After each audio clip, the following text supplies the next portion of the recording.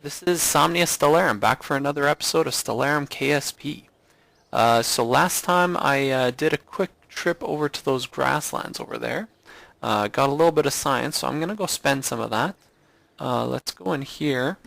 I'm going to, you know what, complete these. Here, let's see what we can do. We can get these two, and then we won't quite have enough to get anything else. So let's do that. Let's research these two quick, here we go, like that. So our next task is going to be, I'm going to be building a suborbital vehicle. Let me go into the vehicle assembly building here. Actually, before we do that,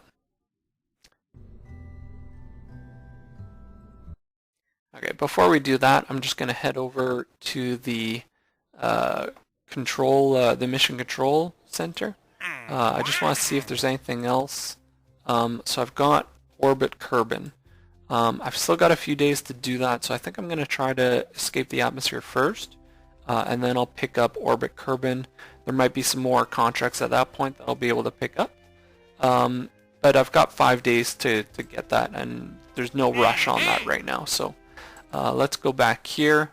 Let's go into the vehicle assembly building, and we'll start setting up for our second space mission. So this was Somnia 1, what we used to go to the grasslands there. So let's do new spacecraft. Let's call it Somnia 2.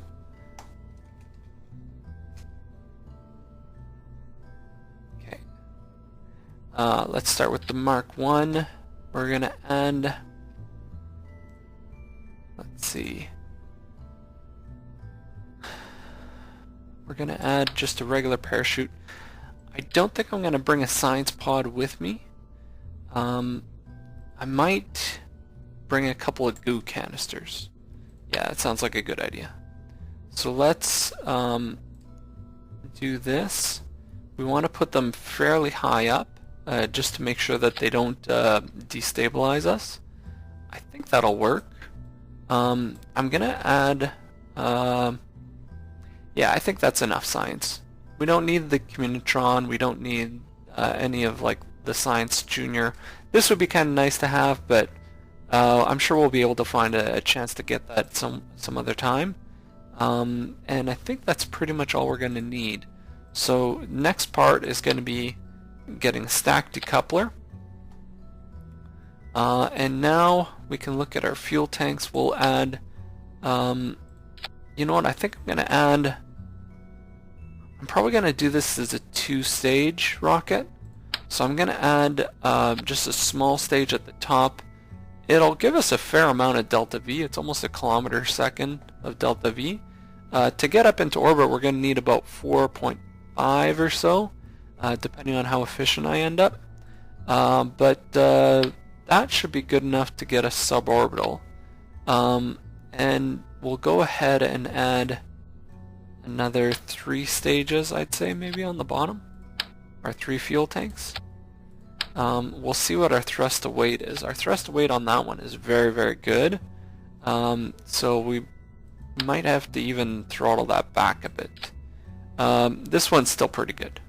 And we end up with like 2.3. So that should be enough to get us into the atmosphere.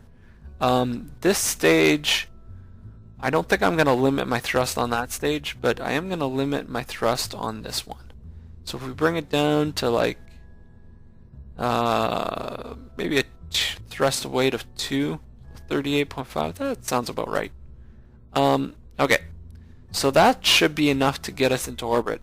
The one thing I do want to add is I want to add the engineering system. So this will give me the data I need in flight, so it'll give me this data in flight. So I'm going to put it on the, you know what, I might as well put it on the command module. We could probably recover that. So long as it doesn't get heat damage, we'll be able to recover it. Worst case, it gets damaged, it's like we put it on the first stage, and that's pretty much it. So let's just check our staging. It all looks pretty good. I'm gonna fly with Valentina. We're going to do that. And we should be able to go. So, yeah, let's go ahead and save this. And let's go for launch.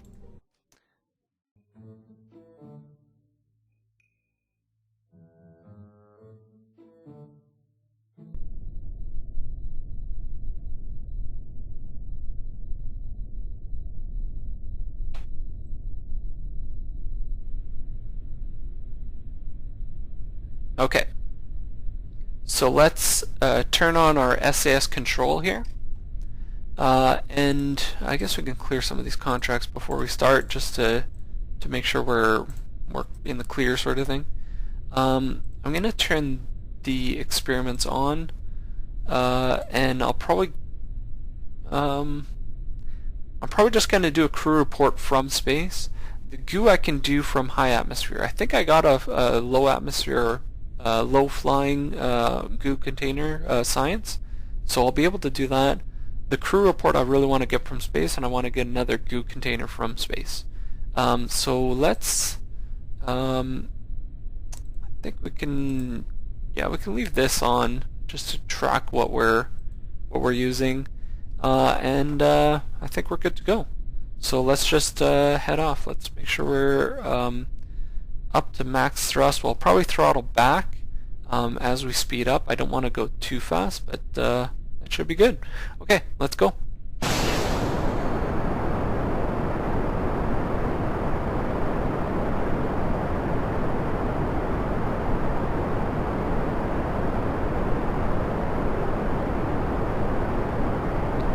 Okay, so I'm going to want to tilt a little bit to the east. I do want to get just a little bit of relative velocity. I don't want to come straight back onto my space center, and I wouldn't mind going into the ocean there. I'd be able to do a little bit more extra science there. I'm going to slow down just a touch at this point. Don't want to be going too fast through the atmosphere.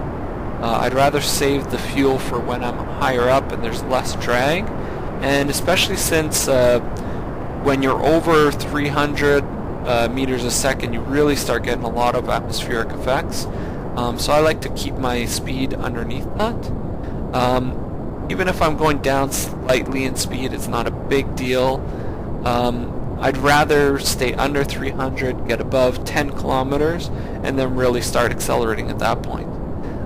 So it's going pretty well, getting some height records, so that's pretty good. We'll probably get a speed record before we're done with this, especially once we kick in that second stage. That second stage will really boost us, and we should be good at that point. We're over 10 kilometers, so I'm going to speed up. We're going to start, we might get a little bit of atmospheric effects still, but I don't think we're going to get that many. And at this point, I think I could safely start moving a bit to the east. We're done with that stage. Start the second stage. Oh, this one is much more unstable. Oh boy. So we really got to make sure we're in that prograde direction. The goo report is ready, so I'm going to take that.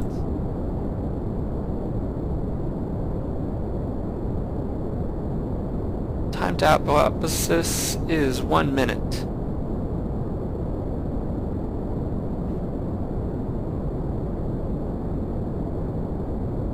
Yeah, so we achieved another speed record. Still getting some altitude records. I think there's one more altitude record of 70 kilometers. After that, we're in space, so it almost doesn't matter. So we're going to hit 70 kilometers, so at this point, I think the atmospheric effects are starting to drop off significantly. So I'm going to start going to the east and trying to get as much speed horizontal as possible. Of course, now that's pointless. But that's okay. So we're going up to almost 100 kilometers. So that's pretty good. We can probably take SAS off for now. And let's separate that stage right away. Okay.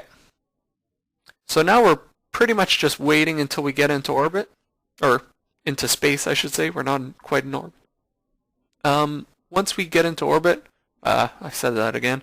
Once we get into space, you can see the stars start coming out here. And once we get into space, I'll take a quick crew report. I'll do another goo analysis. And then it's pretty much just enjoy the view. So we might as well take this off, take that off. And we're in space now. You can see we've got the solar system, we've got galaxies, we've got a bunch of stars. There's the Mun, one of our future targets. So we're definitely looking at going to the Mun. Let's take a crew report. We seem to be, the sky seems to mostly be below us. Yep, that's pretty much being in space. Let's see what the goo says. The goo seems to have clumped into a sphere. It also appears to have become brittle. So I guess it's been become very cold, and probably the vacuum has affected it quite a bit. So we're learning that space is a vacuum. There probably still is a little bit of an atmosphere at this point, but it's so minimal that you almost don't notice it, at least on a short flight like this. If we got some space stations, it might actually affect us, but that's pretty much it. So yeah, this is space, you guys. Pretty cool, I think. Where's the sun? I think the sun's over in this direction here. Somewhere. I can't find it. There it is. It's up high in the sky. Okay, so I'm going to try to arrest my motion here. We're spinning quite a bit. I'd rather orient myself for re-entry.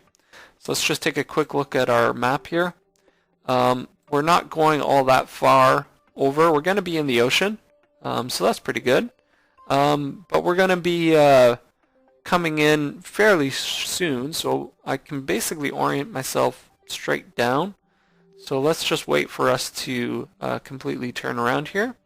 And then we're going to, when we hit that retrograde actually, maybe a little bit more, I'll put the SAS on.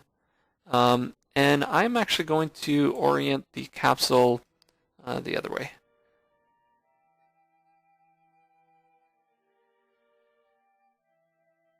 Up like that. So that should be a little bit more stable, especially with the goo on either side. I think it'll be a little bit better. So let's orient almost straight down. And at this point, I think we can just take the SAS off. We'll see if we need it. We might need it at some point. Let's just clear these all these contracts here. Okay. So we're not quite in the atmosphere yet. We're coming up on it. Here, let's go to surface.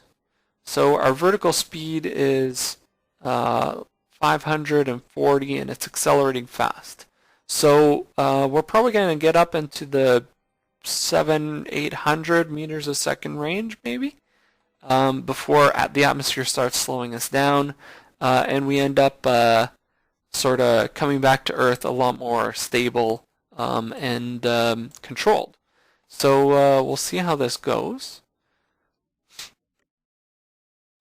So now it's just a question of waiting. So we can speed this up a little bit. I'm going to speed it up until atmospheric effects start happening. So we're up around, getting up close to 800.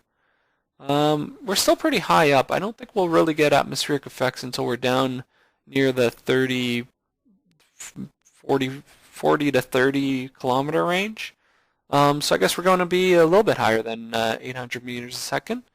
Do we have another speed record that we can hit? We might hit that speed record. 1,550. Yeah, we might. It's going to be very, very close. So we'll see how this goes. So we're getting the atmospheric effects. Let's slow down here. And now we're starting to slow. So we didn't quite meet that, but that's okay. I wasn't really expecting that anyways. So we're very stable. That's good. Our chute is still white, which means it's okay. If it starts burning, or if it burns up, I should say, and it's no longer usable, it'll turn red here, and that would be a very, very bad thing, because then we wouldn't be able to slow our capsule down, and we'd hit our capsule would hit the water at like 200 meters a second, which is well, it's not good for Valentina. She would have a very bad time if that happened. But she seems to be having a good time right now. So we'll just let this keep coming down. Yeah, we're around 200 meters a second. We're doing pretty good. Even our horizontal speed is just coming down, right down, as we come closer and closer to the surface, which is great. And I think at this point we can just hit the parachute. So let's see if that slows us down enough. It should. I don't think the goo added that much weight, so we should be able to slow down quite a bit with this. It should be good. So let's see. It won't activate until 500 meters, and that's when we'll find out. So let's accelerate just a little bit. Almost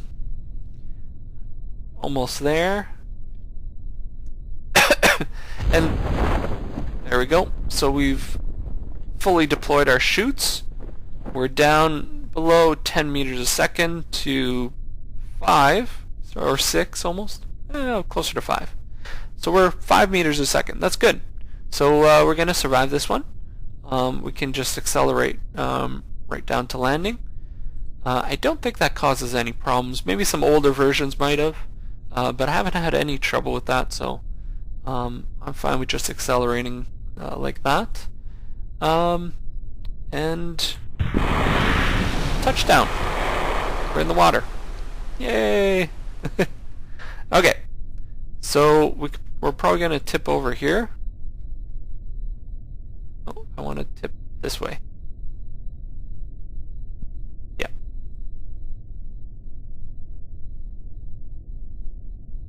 We keep going the... No, not quite. Oh, that's okay. Okay, so now we can do an EVA report. So let's let go. Hopefully we're going to end up standing. Don't tip over, don't tip over. We're going to end up in the water. And we're in the water. Valentina's looking at me going, yeah, we're in the water. Okay, I want to get an EVA report here. And I want to take data, store the data. Let's see if we can't...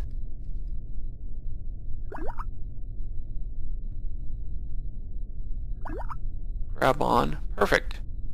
Let's see if we can take a flying over water. Yes, we can. Perfect. Let's move up a little bit, and we can board here. And now we can take a crew report. Fantastic. 2 more signs. It's not much, but every little bit helps. I think I got an EVA report. So I've collected everything I need, so I could do this. I was probably saying it just because I stored the data so it doesn't register that I have it. So let's just head back to the Space Center. So let's see how much data, how much science data we got from that. We got 54. Great. So now we can go ahead and... oops, that's not what I wanted.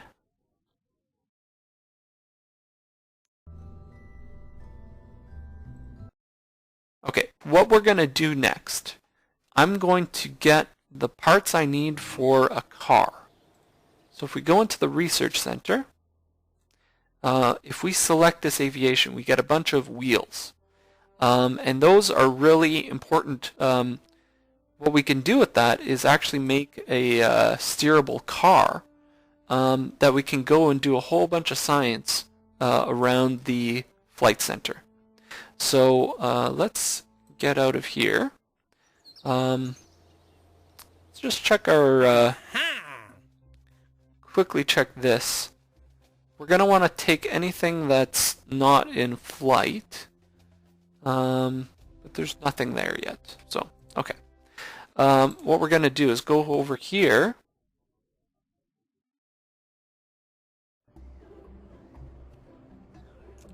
And now, we'll take this MK1 cockpit. Actually, I had it preloaded. Don't save. Okay, Science Car 1. Okay, we'll use this one. That's fine. So now, what we can do is add a fuel tank onto here. And then we're going to add an engine, but we're going to add a jet engine. And what this jet engine does is it lets you use air for your oxygen. So by putting that right on top here, this is an air intake. So this will provide the oxygen that this engine needs, which also means we don't need the oxidizer in the fuel tank. So it saves us a bit of weight. It saves us a bit of money because we don't have to buy that oxidizer. And then the other thing we can do, wherever those things are, there they are. We can add some landing gear onto this, and that'll let us actually drive around. So we'll add it just like that. And then also a steerable one. So we'll put that one right at the front here. Just like, oops, I got symmetry on. Okay, so we'll put that right over here. Perfect. So we got a sleek looking car here. So we can actually drive around and we'll be able to take a whole bunch of science from this. So what I'm going to do is, we don't really need a pilot. It's pretty easy to drive this. So we'll put a scientist in here. And what a scientist will let us do, let's save this. Let's go to launch. So what a scientist will let us do is reset all these experiments on the fly.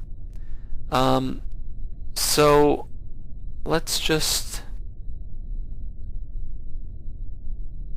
let's put brake on just so we don't fly off. We're going to throttle down. I'm going to start the stage. Throttle up just a little bit. Take the brakes off, and we should be starting to move. And as soon as we get over the edge of this runway, let's slow down here.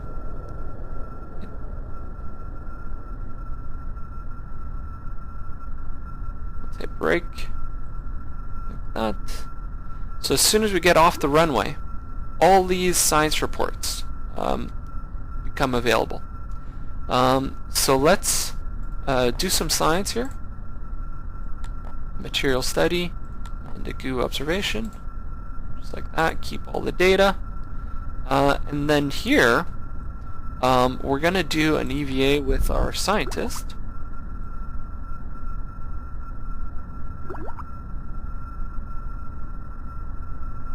He's looking happy. And if I click on there, I'll be able to say collect data.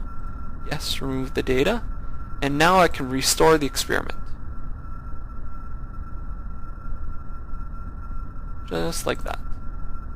Restore the experiment. I'm going to take the crew report and store everything back. I'll take an EVA report. I'll get more science here from the Kerbal Space Center. And now I can just walk over, grab, and I should be able to board again. So now I'll be able to take this car and drive it all the way around the Space Center and get a whole bunch of science. So Mr. Bob Kerman, it turns out that each building is a separate biome.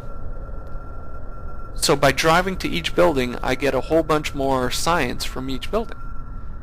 So that's what I'm going to go and do. I'm going to do that off camera between this episode and the next. and I'll see you guys next week. I'll have a whole bunch more science to do, some research. I'll get some more technologies, and we'll be able to do some nice flights. So I hope you guys enjoy this series, this Kerbal Space series. I certainly enjoy making it. It's a lot of fun doing Kerbal Space. Yeah, let me know if you guys like it, and I'll see you guys next time. Okay, thanks.